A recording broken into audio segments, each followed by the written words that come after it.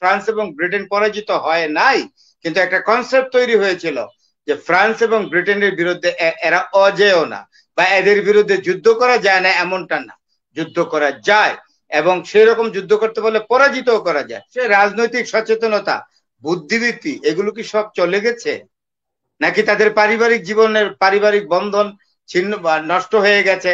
পারিবারিক বন্ধন নাই, পারিবারিক কোনো জীবন নাই বলে কি আসলে ওরা রাজনৈতিক ভাবেও কি একেবারে বিকারগ্রস্ত হয়ে গেছে? অস্তিত্ব সংকট হলে তো যে কোনো জায়গায় আঘাত করতে পারে। এখন আপনি একটা বলতে পারেন যে ইরানের কোনো সক্ষমতা আছে কিনা, অর্থাৎ আকাশ যুদ্ধে ইরানের মানে এই প্রশ্নটাই আমি আপনি করতে চাই। বুঝতে পারছি আপনার প্রশ্নটা। আকাশ যুদ্ধে ইরানের সক্ষমতা কতটুকু? যদি ইরানকে সাংঘাতিক ভাবে আমেরিকা স্কুইজ করতে চায়, টুইস্ট করতে চায়, তাহলে ইরানকে দিয়ে এই আমেরিকার উপরে আঘাত করার শত্রুর অভাব নাই। তখন ইরানের আকাশ সক্ষমতা তৈরি করবে আমেরিকার চিরশত্রু যারা। আমার কথা বুঝতে পারছেন? চিরশত্রু যারা। এখন সবচেয়ে বড় কথা হবে কি, আমেরিকার প্রেস্টিজ চলে যাবে তখন। যদি আমি এখন বলেই ফেলি, যদি ইরানকে আরো টুইস্ট করতে চায়, আরো দুমড়াতে চায়, মুচড়াতে চায়, তাহলে ইরান তখন বাধ্য হয়েই তখন রাশিয়া এবং চায়নার কাছে বলবে যে তোমরা গ্রাউন্ডে না নামো, কিন্তু আমেরিকা নিউ ইয়র্ক শহরে অথবা ইয়াতে ক্যালিফোর্নিয়া বা বড় বড় কয়েকটা শহরে আমি যাতে ভয়ঙ্কর ভাবে অ্যাটাক করতে পারি এই ব্যবস্থা করে দেয়। তখন এয়ার ডিফেন্স, একটা শক্ত একটা এয়ার ডিফেন্স দিবে ইরানকে। এবং সবচেয়ে বড় কথা, বেশি লাগবে না, এক দুইটা শহরে যদি ইরান মেরে দেয়, আমেরিকার প্রেস্টিজ শেষ হয়ে যাবে। আমেরিকা যে বলে আনকনকোয়ার্ড, আনপ্যারালাল, আমেরিকার ভূমিতে গিয়া কোন লোক কিচ্ছু করতে পারবে না, এই অহংকার আমেরিকা একেবারে চূর্ণ হয়ে যাবে। তখন আমেরিকা যে রেসপেক্ট এখন পাচ্ছে, সেটা কিন্তু আর অন্য কোনো বড় বড় মানে শক্তির সাথে আর রেসপেক্ট আমেরিকা কোন দেশে আমেরিকাকে দেখাবে না।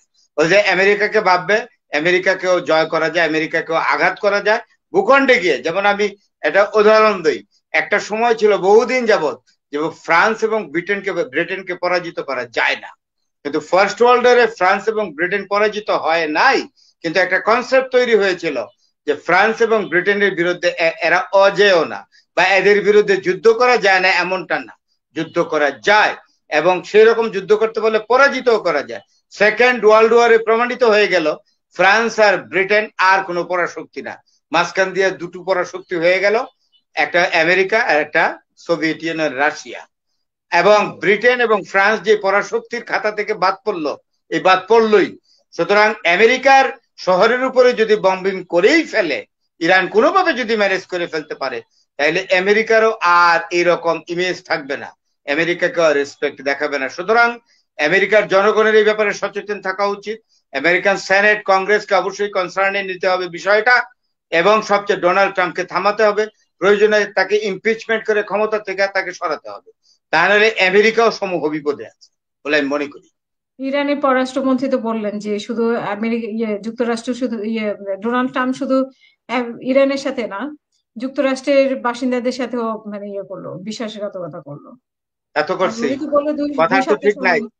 2 সপ্তাহ সময় দিয়ে দিল কি? মুখে বলেছে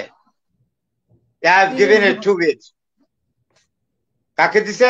ইরানকে দিয়েছে, just to bring them to the negotiating table. সে কথা রক্ষা করেছে কি? এরকম ফেক লোক, এরকম একটা ফেক মানুষ আমেরিকার প্রেসিডেন্ট হয়েছে সেই। এবং এইটা নিয়ে তো অনেকেই কথা বলছেন যে আসলে তখনও বলেছেন যে ওনার কথাবার্তা ঠিক নাই। স্বয়ং আমেরিকানরাই তো বলেছেন, কংগ্রেস নেত্রীও কি তো বলেছেন। করে আমেরিকার মতো সচেতন একটা দেশ, নাগরিকের দেশ, কি করে এমন একটা অর্থ পাগলকে কিভাবে প্রেসিডেন্ট বানালো, তাও 2বার? আমি তো ভাবতেই কংগ্রেস পারি না। নেত্রী তো বারবার আমেরিকান বলেছেন। মানুষের রাজনৈতিক সচেতনতা, বুদ্ধিবৃত্তি, এগুলো কি সব চলে গেছে? নাকি তাদের পারিবারিক জীবনের পারিবারিক বন্ধন ছিন্ন বা নষ্ট হয়ে গেছে? পারিবারিক বন্ধন নাই, পারিবারিক কোনো জীবন নাই বলে কি আসলে ওরা রাজনৈতিক ভাবেও কি একেবারে বিকারগ্রস্ত হয়ে গেছে যে এমন একটা অর্ধ উন্মাদকে ভোট দিয়ে নির্বাচনে জয়ী করতে হবে? আমেরিকার ইমেজকে প্রতিদিন এই ভদ্রলোক নষ্ট করছে, Donald Trump. Everyday he is destroying and vandalising the image of the United States of America by his comments, by his breaking commitments, by his breaking determination, and etc. Giving words. G attack করেছে ইসরায়েলে, missile attack করেছে এবং পরিস্থিতি observe করতেছে। ইরানের যে prime minister Abbas আকজি, উনি ইঙ্গিত দিয়ে রেখেছে যে আমাদের উপরে যেই হামলা করবে। অবস্থা আছে এটা যদি আরো ইন্টেন্সিফাইড করে আমেরিকা, তাহলে আমাদের অস্তিত্বের জন্য আমরা অবশ্যই সর্বোচ্চ ব্যবস্থায় যাব, যাতে মানে যুক্তরাষ্ট্র যাতে ইরানকে ভুলে না যায় সেরকম মানে হামলা হ্যাঁ, করবে। ডেটারেন্স যাতে হয়, ডেটারেন্স পাওয়ারের এখানে ডেটারেন্স পাকিস্তানের যাতে হয়। ইরান নিজেই আপনার যথেষ্ট, পাকিস্তানের হেল্প লাগবে না। পাকিস্তান কৌশলগত কারণে এখন এটা করবে না। রাশিয়া এবং চায়না নিজেদের প্রয়োজনে আরব বিশ্বকে ইরানকে ভালো অবস্থায় রাখবে, কারণ তাদের নিজেদের অস্তিত্বের জন্য মধ্যপ্রাচ্যে চায়না এবং রাশিয়া বড় ধরনের আঘাত ইরানের উপর হতে দিবে না, আমেরিকাকে দিবে না, এটা আলটিমেটলি দিবে না। আর যে দেশের কথা ভারতের কথা বলছেন, তো পরিষ্কার করে বলেন ভয়ের কি আছে?